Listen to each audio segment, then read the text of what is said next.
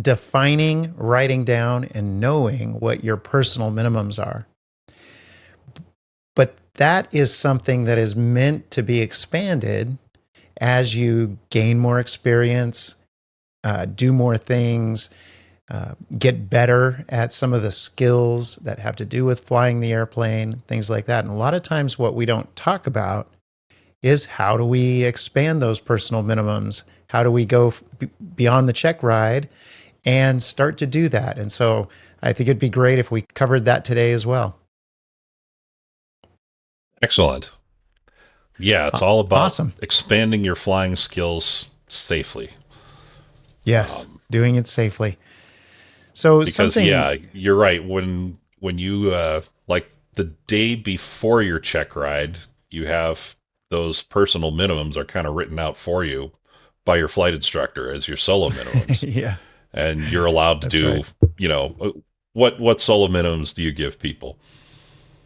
Generally, some of the basic ones would be never flying in more than, 15 knots of wind and never flying in more than, say, an 8-knot crosswind until you get better and better at it as far Yeah. as landing goes.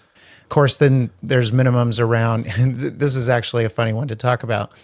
There's minimums around visibility and things like that too, because as we know, in most of the airspaces we fly in, 3 miles of visibility is pretty much legal with a few exceptions. And 3 miles of visibility for somebody who's learned to fly in Arizona might as well be hard IMC because we generally out here have unlimited visibility, 80, 100 miles, even in the summer. The only times it gets a little bit lower is from smog or maybe dust blowing around in the atmosphere. But it's amazing when it does get lower here.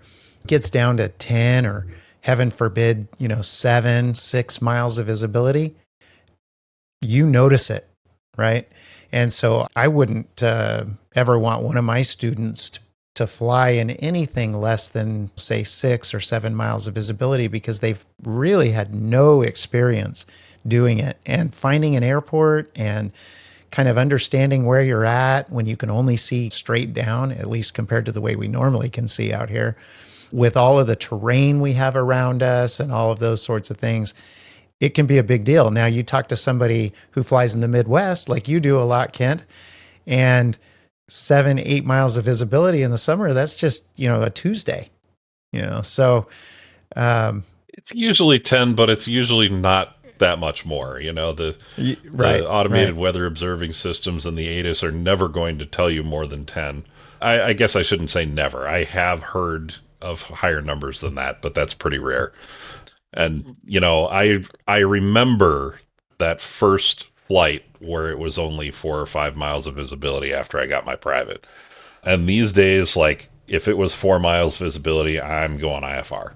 Yeah, There's yeah, yeah. it's That's really too not close very anyway. much. Yeah. Yeah, you Yeah. cover that distance, especially if you're talking about traffic opposite direction.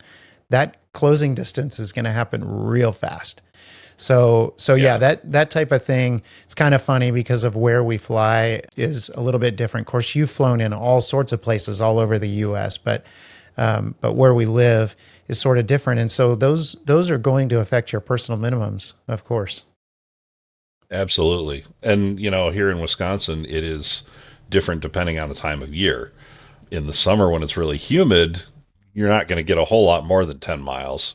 In the winter, I can take off and see 100, It's like miles. Arizona, exactly. Right, right. It gets really Yeah. dry in the winter, and so that dry air gives you really good visibility.